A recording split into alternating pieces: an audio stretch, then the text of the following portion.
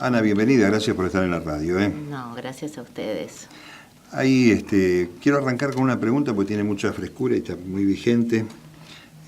Cuando se ventila tanto esto de los últimos 70 años, describiéndolos como un deterioro, uno en ese recorrido de 7 décadas va encontrando expresiones riquísimas del campo nacional y popular, y creo que vale la pena que empecemos charlando de esos últimos 70 años, porque no solamente se los conmemora, sino que se los retoma en este tiempo, ¿no?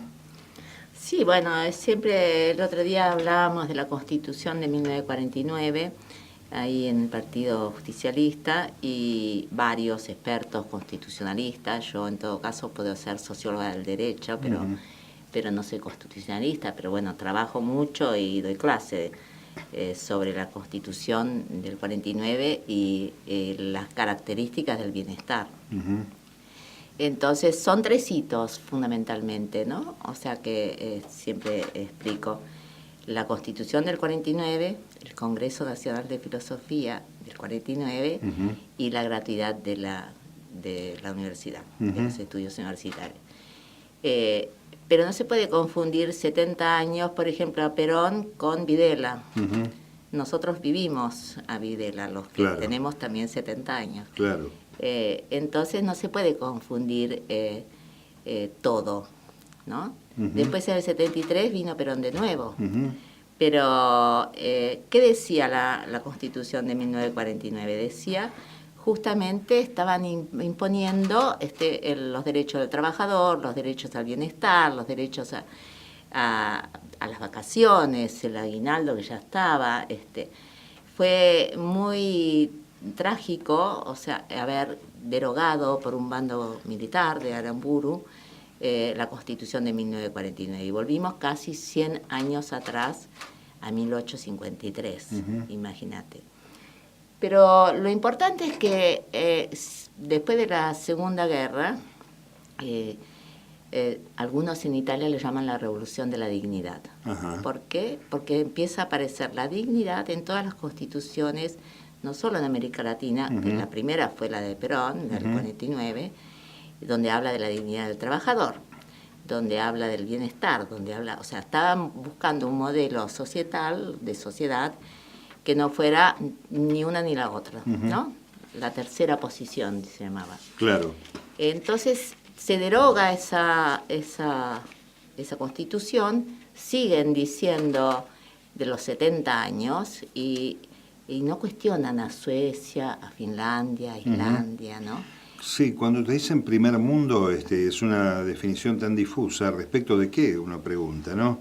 Que queremos parecernos, y hay cosas que están avanzadísimas desde el punto de vista del campo de lo social, del estado de bienestar, justamente, que la Argentina recuerda allá promediando el siglo pasado, que no están en la lista de los que queremos, a los que nos queremos parecer desde esa mirada, ¿no? Vos fíjate que es muy interesante, yo la vi de nuevo, Invadiendo el Mundo, de Michael Moore, y va a sacar ideas, él solito, supuestamente, a Suecia, a Finlandia, a Islandia, y los que llaman estado de bienestar acá, ya se llaman welfare states, no le dicen populistas, por ejemplo, porque no quieren, hablando en una universidad, la meritocracia. Entonces, todos, por ejemplo, todos y todas van a la escuela pública. Porque si arrancamos de distintos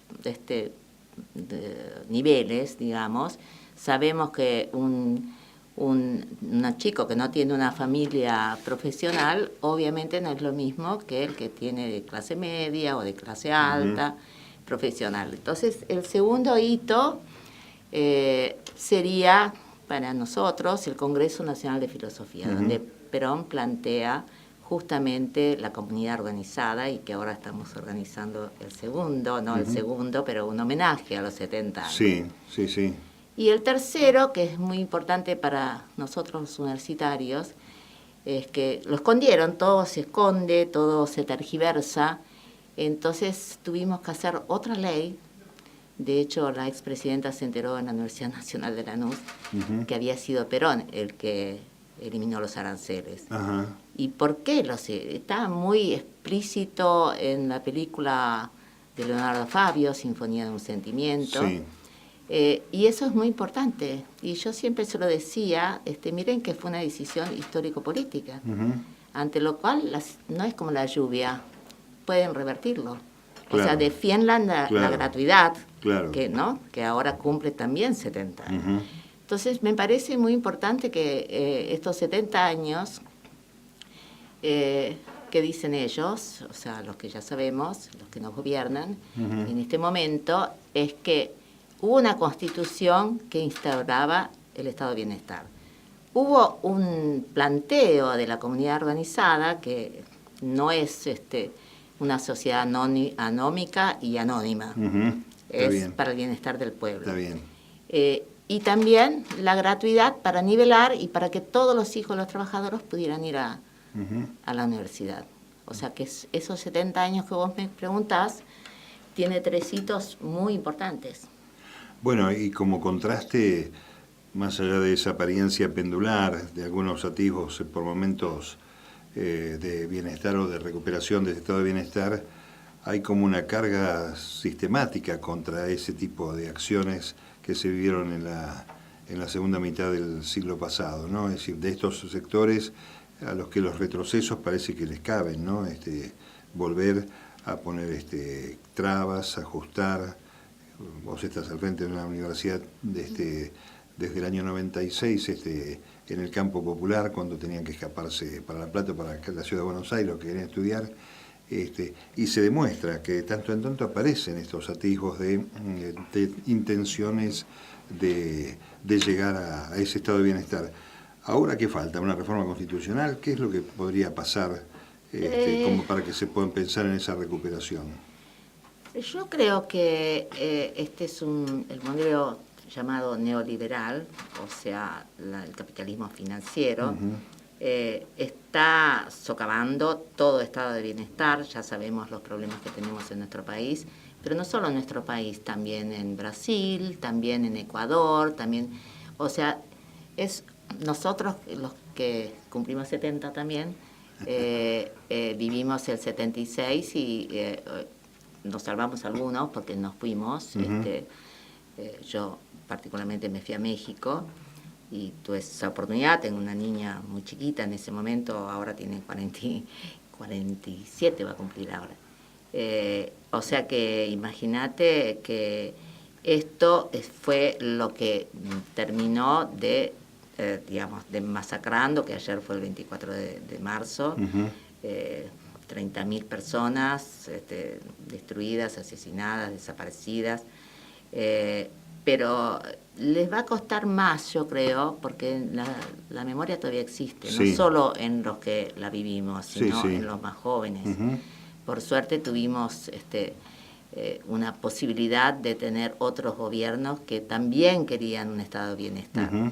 Esto no es un estado de bienestar, no es un estado de derecho, que después lo podemos hablar, sobre también todos los rectores y rectoras estábamos procesados por Marijuán, un fiscal que ahora obviamente decidieron que no había delito porque leyó un artículo en Clarín y le pareció mucha plata y entonces nos procesó a todos. Bueno, disparate total. Un excavador serial de la Patagonia, diría yo también.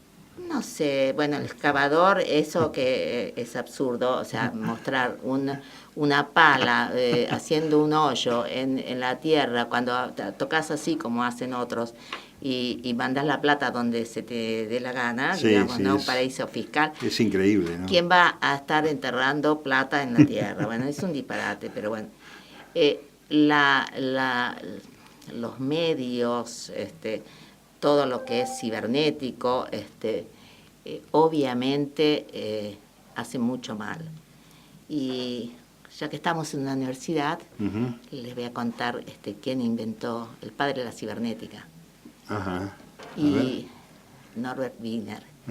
Y entonces yo lo daba mucho en las clases. ¿Por qué? Porque él escribió Dios y el Golem, Sociedad Anónima. ¿Por qué? Porque él decía que le daban poderes, ¿no? Como el aprendiz de brujo, Sí. que después no podía controlar. Ujú. ¿Qué hicieron con la cibernética? Que descubrió la retroalimentación y la puso en situación cibernética, tiran la bomba atómica. Ujú. Lo primero que hicieron fue tirarla. Entonces muestra el descontrol. El descontrol que puede servir para bienestar o para justamente hacer una sociedad de ricos para ricos y donde el bienestar no existe para la gran mayoría. ¿Cómo fue el exilio en México? Bueno, primero quiero, como siempre, agradecer a México porque nos salvó a muchos, miles, no solo argentinos, porque estaba el Plan Cóndor. Sí, por supuesto. Entonces, argentinos, uruguayos, chilenos, bolivianos, brasileños, estábamos todos ahí, en México. Y acá fue muy interesante porque el embajador que antes del 76, pero bueno, ya estaba la AAA operando, lo amenazaron porque estaba vacilando cuando supuestamente estábamos en democracia. Ujú. Entonces, Celso Delgado se llamaba, que sacó a Rigui, que acaba de fallecer, a Rodolfo Puigros, a muchos, y entonces dijo que eran sus huéspedes. Ujú. No estaba vacilando, eran sus huéspedes. Sí, me acuerdo yo y los sacó, leído. un divino. Ujú. Pero bueno, el exilio, para los que pudimos estudiar, por ejemplo, seguir estudiando, Vos tenías terminada la licenciatura ya. no, No. yo estudiaba filosofía. Ajá. Pero me reconocieron, me faltaban 2 materias en Flaxo, México, y terminé la maestría en sociología. Ajá. Y tenía este empecinamiento con la filosofía. Entonces, cuando termino la maestría, voy a la UNAM a ver si podía hacer el doctorado en filosofía. Y yo tenía 28 años, ante lo cual me dijeron no había ningún doctor en filosofía de menos de 40. Ajá, mira. ¿Te gustó? Una cuestión etaria de la filosofía. Y yo pensaba, ahí tengo que esperar muchos años. Y encima te pedían papeles que yo no tenía. Por ejemplo, la primaria. Claro. Y bueno, y encima la primaria la hice en Italia. O sea, no, era imposible, la verdad, todos los papeles que me pedían. Pero bueno, como digo ahí en ese papel que tenés ahí, Sí. Los títulos de filosofía, todos filosofamos. Ajá. No. El hombre filosofa. Sí, porque pone en cuestión la realidad, pone en cuestión, y yo ahí pongo que desde la niñez, o sea, vos qué le contestas a un niño que te dice, ¿y por qué tengo que comer algo que no me gusta? Ujú. ¿Y por qué me tengo que ir a dormir? ¿Y por qué? Y el libro de los porqués que leíamos cuando éramos niños. Sí. Y entonces, ¿por qué esto es así y no de otra manera?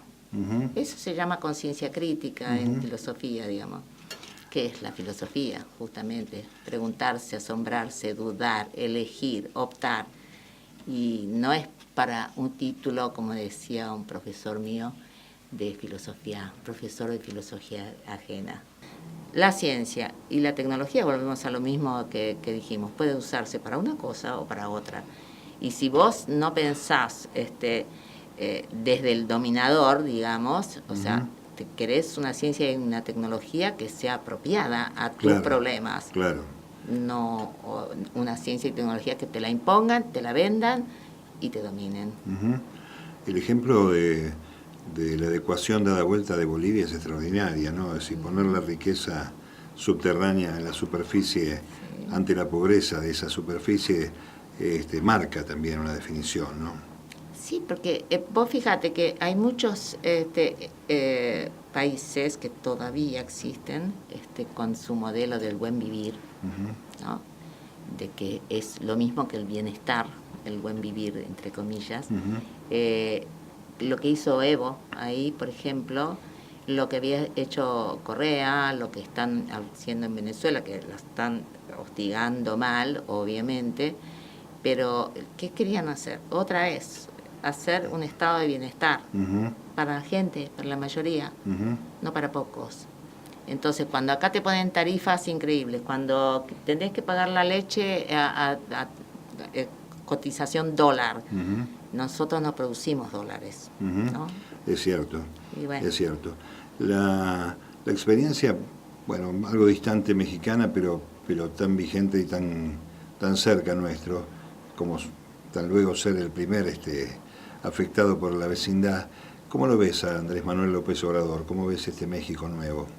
Ay, me encanta a mí porque obviamente queremos mucho a México, todos los que estuvimos exiliados y algunos asilados ahí en México, que nos dieron la oportunidad de estudiar, la oportunidad de trabajar.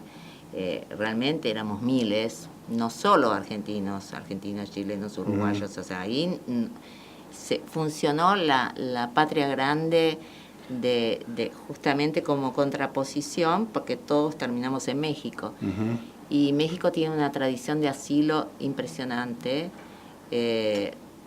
Nos asilaron y nos protegieron a todos, o sea, incluso fueron a matar gente ahí y los agarraron y le dieron una paliza terrible. Uh-huh. Eran 3.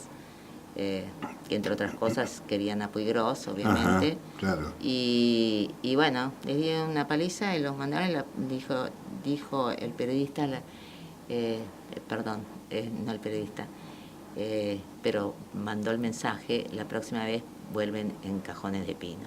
Uh-huh. O sea, no se atrevieron nunca más a ir a matar gente, así como hicieron en Perú, así como hicieron en varios lugares, que entraron servicios de inteligencia argentinos y secuestraron gente.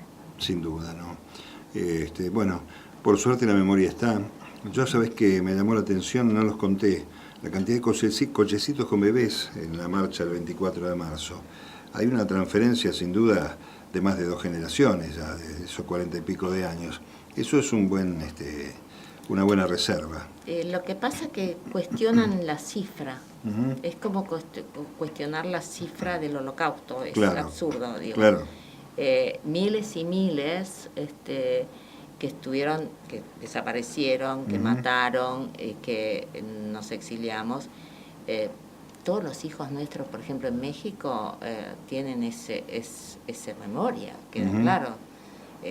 Yo me volví cuando yo amo a Cantinflas y dije: mi hija está hablando como Cantinflas, como el Chavo del Ocho. Y Cantinflas siempre decía: actuamos como caballeros o como lo que somos. Uh-huh. Muy bueno. Por eso yo soy como soy. Está bien. Ese regreso fue cruento, fue complicado, reinstalarse, volver. Fue un poco cruento, pero cruento. Más cruento fue todo lo que pasó. Fue complejo el retorno, pero porque algunos ya pensaban que no volvíamos más, uh-huh. ¿no? Y volvimos y empecinados en tratar de volver a pelear por un país más justo, uh-huh. que de eso se trata. O sea, bueno, yo en realidad desde muy chiquita, porque vivía en una casa grande, ¿no? Con todos los lujos, digamos, pero fui es una anécdota muy graciosa, trágica, pero entonces en la campaña de Frondizi, mi mamá me lleva a hacer regalitos, mi mamá trabajaba para Frondizi, para la UCRI, llevar zapatitos o zapatillas a una villa, la Villa uh-huh. Macarra. Entonces yo contenta, porque tenía 7 años, ponele, contenta de llevar los regalitos, ¿no? Entonces me dice: bueno, vos llevás, no había calles, obviamente, uh-huh. la familia Pérez, ponele. Entonces llevo mi regalito, recontenta, pero veo por primera vez una niña en harapos, uh-huh. ¿no? Que yo no sabía, descalza, de mi misma edad. Cuando salgo de darle los zapatitos o las zapatillas, me encuentro con un duelo criollo, ¿no? Facón, se estaban poncho, batiendo duelo afuera. Sí. Entonces me agarra una amiga de mi mamá, que mi mamá le decía señora gorda, y como era gorda yo no entendía la metáfora, Y de repente empiezan los villeros a romper todos los autos. Y entonces me decía, mi marido me mata, mi marido me mata. Porque rompieron todos los... Entonces fue mi primer pregunta filosófica. ¿Por qué si le trajimos regalitos rompen todos los autos? Uh-huh. ¿Y quién es Perón Perón? Porque estaban arriba de los techos diciendo claro, Perón Perón, claro. Plum, plum, Perón Perón. Y fue mi primera pregunta. Uh-huh. Y cuando mi mamá se fue, nos fuimos a Italia, veo en una feria del libro una nena, como yo, en harapos, y pedí que me compraran ese libro. Uh-huh. Era Humillados y Ofendidos de Dostoyevsky. Oh. Me lo leía a los no sé qué, con 12 años, y le pedí a mi mamá otro de ese señor. Uh-huh. Y mi mamá debe haber pensado, como le dije en una entrevista, que era una niña muy rara. Muy rara. Pero me quedó para siempre que no se puede humillar, ni ofender, ni denigrar, como hace este gobierno con la gente que no accedió. Bueno, pero además una imagen que debe haber definido lo que sería tu vida posterior, sí, ¿no? Exactamente. Marcar por eso te lo cuento. Un punto de partida, sin duda alguna, para llegar a esta instancia. Bueno, fuera de la grabación de este programa, que está hecho el día después del 24 de marzo, te calificaste, te autodefiniste como 3 veces académica, por la universidad, por Racing y por la del tango. Contame un poco de dónde viene el afecto y el acercamiento al tango. Sos académica de nombre de la academia, no es sí, poca cosa, sí, un asiento. Sí, sí. ¿Cómo se llama tu asiento? ¿Qué tango es? Es Recuerdo de Pugliese. Recuerdo, ni más ni menos. Sí, pero es dificilísimo para tocar, sí, ¿eh? Sí, sí. No te creas que es tan fácil. No, bueno, pero un tangazo. Sí, es un tangazo. ¿Cómo fue el tema del tango, la relación con el tango? La relación con el tango, en mi casa era muy tanguera mi mamá. Uh-huh. Y escuchaba también a Tita Merelo, que uh-huh. era una mujer que hablaba en lunfa. Y bueno, teníamos todos los discos de Gardel, todos 78. No, 78, ¿no? Sí, 78, sí. Y de pasta. Y sí, de pasta, pero... y después, yo creo que también el tango, como le dije a Francisco en su momento, no está Perón, no está el Estado, y qué hacemos con el Congreso de Filosofía. Y le llevé unos libros míos de tango, uh-huh. de Vida y Pasión de las Dos Orillas y el Tratado de las Pasiones en tango. Porque parece que las pasiones son malas, uh-huh. parece, sí. ¿no? Para algunos. Tiene mala prensa, digamos. Sí, tiene. Y entonces, bueno, ¿qué pasó? Que me di es filosofía también, el tango. Uh-huh. Lo que tenemos que hacer es filosofar, digo. Uh-huh. Porque si vos lees por ejemplo, cualquier tango en general, más allá de que los tiempos cambian, algunos, por ejemplo, le dijimos, no vamos a repetir las 20 verdades, a ver si queda claro. Hay otros problemas, 70 claro, años después, claro. Hay que empezar a filosofar, uh-huh. ¿no? A ver cómo salimos de esta. Y cómo, por qué esto es así y no de otra manera, no como la voluntad y nuestros valores fundamentalmente nos exigen. Y el tango es eso para mí, es filosofía, ¿no? Como dice Cambalache. Claro. Yo aprendí filosofía, da 2 timbas y la poesía cruel. Uh-huh. Y eso es el tango, la verdad. Y entonces Horacio Ferrer, que es un divino, bueno, era una persona genial, un poeta además. Sí, extraordinario, claro. Poeta filósofo, digamos. Uh-huh. Me invitó a que sea académica del tango, porque también... volvamos a esto del género, ¿no?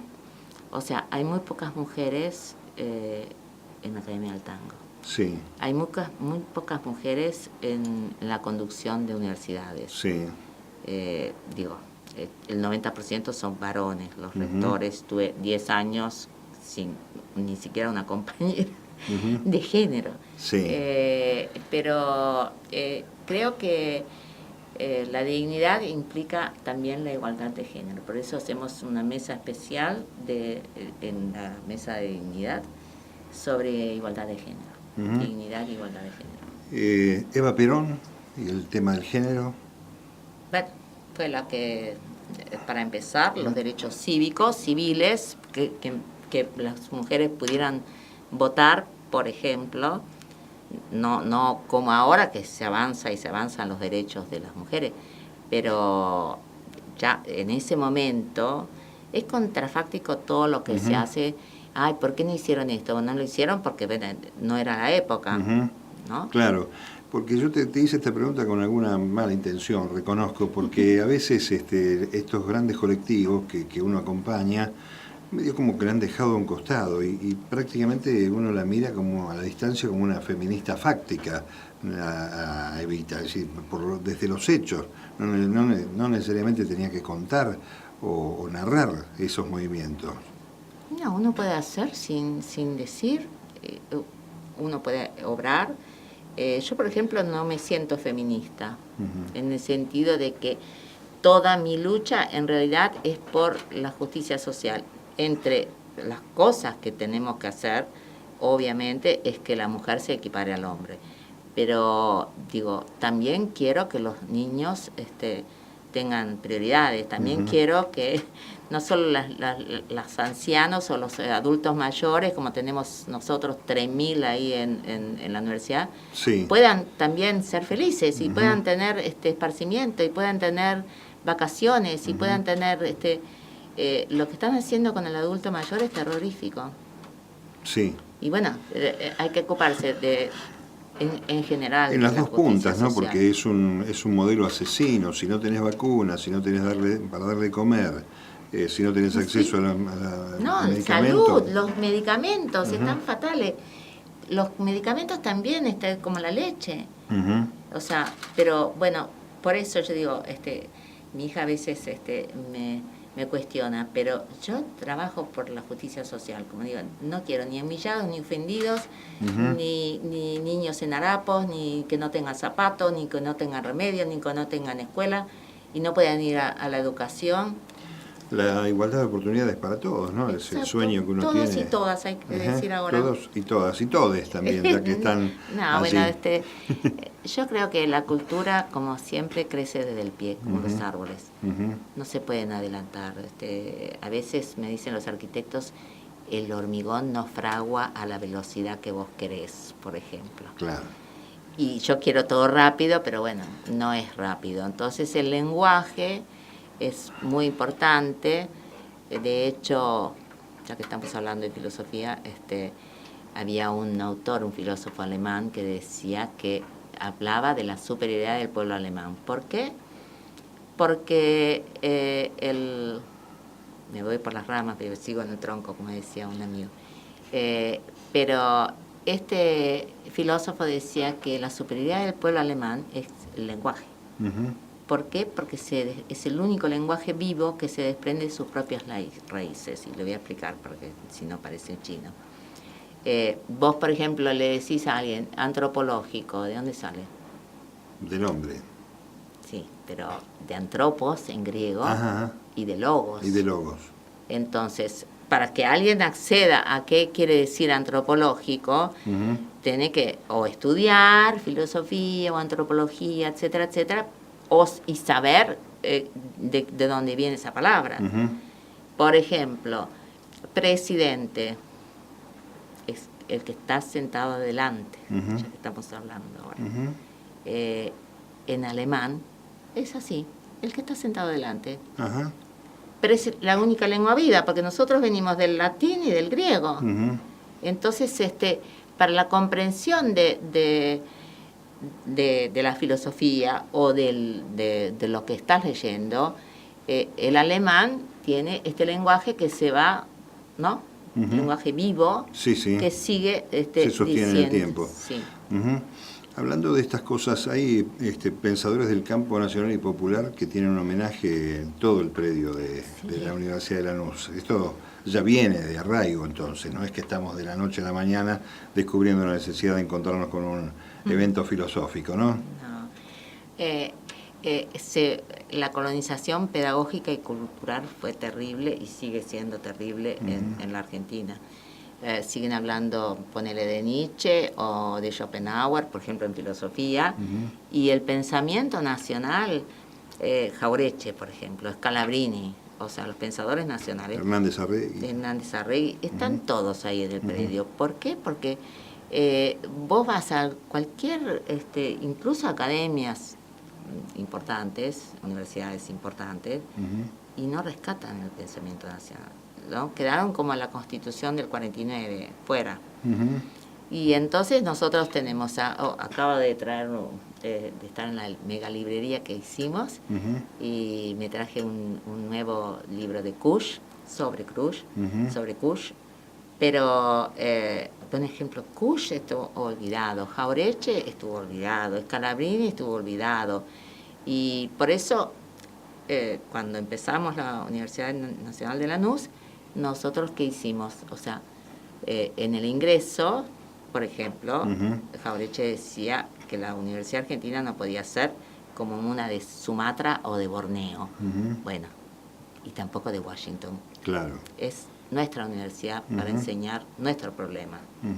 Así que bueno, sí, están todos. Porque, bueno, son los malditos, ¿no? Para el establishment, para todos, como tantas cosas, ¿no? Que han tratado de ir desapareciéndola, tomando este término en el valor profundo que le ha dado la Argentina la palabra desaparecido.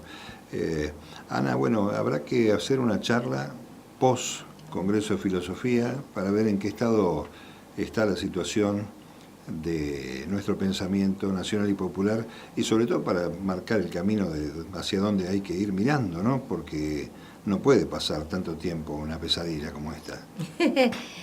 Sí, no, yo lo que quiero que obviamente están invitados a que graben, hagan entrevistas, son gente muy pensante, pero bueno, es lo que se llama filosofía a la práctica, o sea, pasamos a la acción, es pensamiento y acción. Y porque la filosofía también es eso, no es solo contemplación, como que viene del asombro, pero después pasa a la práctica. Y las mesas que pusimos, no fue fácil, la verdad, todo esto, pero bueno, me lo puse al hombro en principio, que me encanta además la filosofía desde siempre. Me encanta pensar, y pensar colectivamente es bueno, por dialogar, pensar, preguntar, decidir, elegir, todo eso que sabemos que hacemos con la filosofía.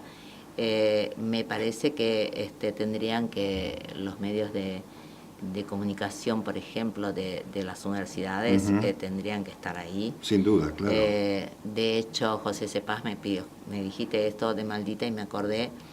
Voy a presentar el libro que hicieron en José Cepaz sobre la Constitución maldita, le llaman, claro. Y cómo se conjura. Es muy interesante porque va a haber muchas cosas, a su vez, aparte de las mesas, ¿no? Muchos espacios. Vamos a filosofar 4 días. ¿Cuánto tiempo le dedicas al fuelle? Ay, poco, la verdad. Al bandoneón, digo, sí, por las dudas sí, que uno... pero lo tengo ahí en mi sillón, pero es bravo, ¿no? Digital.